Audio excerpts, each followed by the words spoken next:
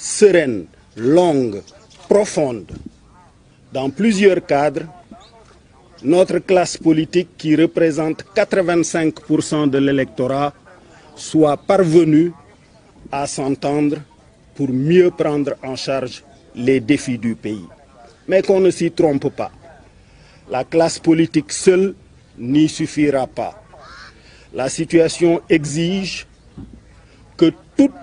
les filles et tous les fils du pays soient mobilisés et tendus vers le même but. Redresser notre économie, rééquilibrer notre société,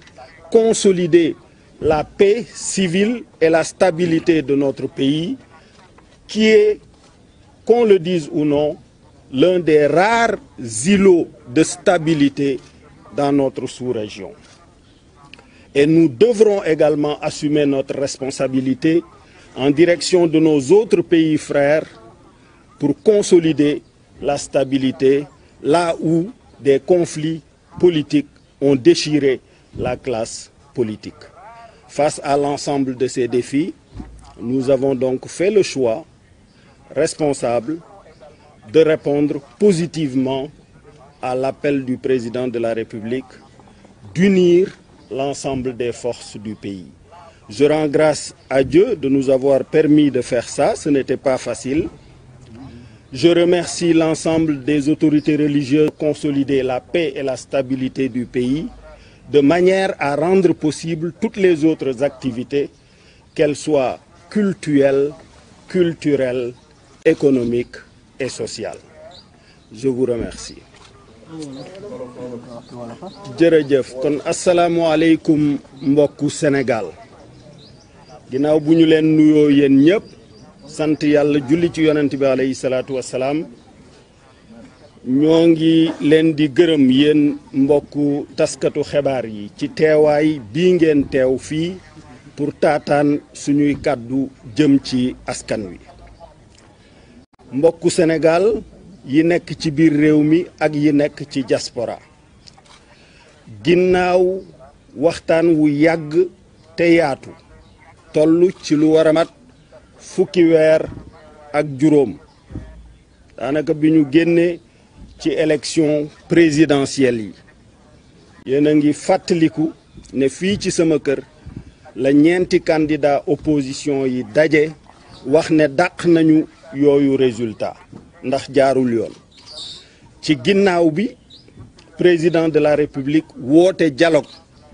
ne nañu jël mbir yépp waxtaane ko ci suñu biir muy politique bi muy yeneeni mbir ñu tànn ay kilifa ma di leen nuyu di saluer seen patriotisme au passage muy Famara Ibrahima Sagna ak général Niang ñu seq waxtaan bi ñaari école moo amoon ci opposition bi benn bi dafa waxoon ni nañu dem rek ci radicalisme nekk ci mbedd mi jàmmaarloo beneen bi ne nañu nangu waxtaan wi ci ñi nangu waxtaan woowu ci lañu bokk ñun ñu waxtaan ci cadre dialogue national bi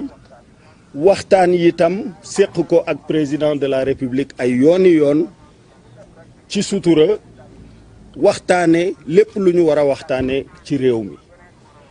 bi loolu jeexee nag bi waxtaan yooyu jeexee ñaari xalaat juddu benn bi am ñu ni ma continuer ci opposition bi di xeex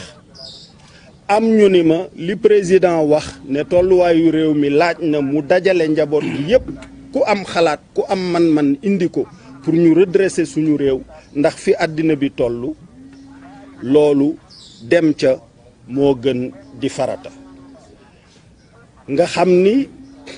dugguñu ci politique pour yàq dañoo dugg ci politique pour defar dugguñu ci politique pour toj dañoo dugg ci politique pour tabax loolu moo tax ñu jël ci bari seen économie nërmeelu na ndax mbas mi États-Unis mi nga xam ni ñoo ëpp doole ci wàllu économie mesures yi ñuy jël yokk jafe-jafe économie ba foofa itam économie ba daanu te soxla nañu sax ñun ñu dimbali leen en retour ci Afrique itam ngeen gis ne instabilité ñëpp di ko xalaat fas ko teg li ñu d'accordul ñu fas ko teg li nga xam ni jar naa xóotal ñu continuer di ko waxtaane loolu la waxtaan wi jur ci suñu diggante ak président de la république bi loolu amee nag ñii ne ma comme loolu pare na li ngeen d'accord xam nga ko li ngeen d'accordul xam nga ko li nga xam ni da ngeen koy xóotal xam nga ko dellul ber sa yoon nekk ci opposition bi même bu fekkente ne dañu ko bu dee sax tuuti lu toll ni tarfatal ay ni ngay contribuer pour mu gën a jag mu jàppale ñu suñu boroom defal ñu ko ñu bàyyi xel rekk ne vraiment Sénégal ñépp a ci war a dugal seen loxo ñuy sant bu baax di gërëm suñu kilifa diine yi ci seeni ñaan ak seeni soññ jëme ci ñun jamono bu nekk pour ñu dox luy dalal Sénégal di gën a yaatal jàmm ji ndax ci kaw jàmm ak ci kaw dal ci la leneen looy def muy jaamu yàlla muy liggéey mën a am te réew yi amul jàmm daluñu ñu dugal suñu loxo ci waxtaan ak ñoom ci jàppale leen ndax sous-région bi ñun ñoo ko bokk dafa am benn proverbe burkinabé bu ne bu sa sikkimu ki nga dendal dee lakk tooyal moo jàpp donc vraiment contexte boobu moo waral lii nga xam ne lii moom la ñu décidé ci Sénégal di ñaan nag ñëpp jàpp ci classe politique bi rek yeneen citoyens yëpp buñ bankee seen loxo di leen seetaan pour ne nañu génn réew mi ci situation bi du sotti ñëpp ci war a dugal seen loxo classe politique bi am na responsabilité génne ay xalaat wane yoon wane direction ne lii kat bu ñu ko defee fii économie bi toll ñu naan croissance bi moins 0,7% la mais bu nawet bi baaxee xëy na mu doon 1% wala 2% te demoon nañu bay seen 7%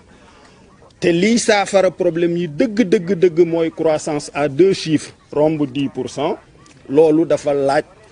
képp ku nekk dugal ci sa loxo sacrifice yi nag c'est vrai metti na yëg naa ko yëg naa jàmbat yi yëg naa militant yi kontaanul yëg naa yenn responsable yi ma doon wax bu ko def wante dama leen di laaj xale soldat bi nga xam ni 20 ans la am président de la république sañ koo yóbbu ci xare mu fay dem te xam ni mën na faa ñàkk bakkanam li ko tax a def mooy devoir au service de son pays policier bi ñu yebal mu am 20 ans takkagul jabar wala mu ngi soog a takk jabar dugg ci buntu àddina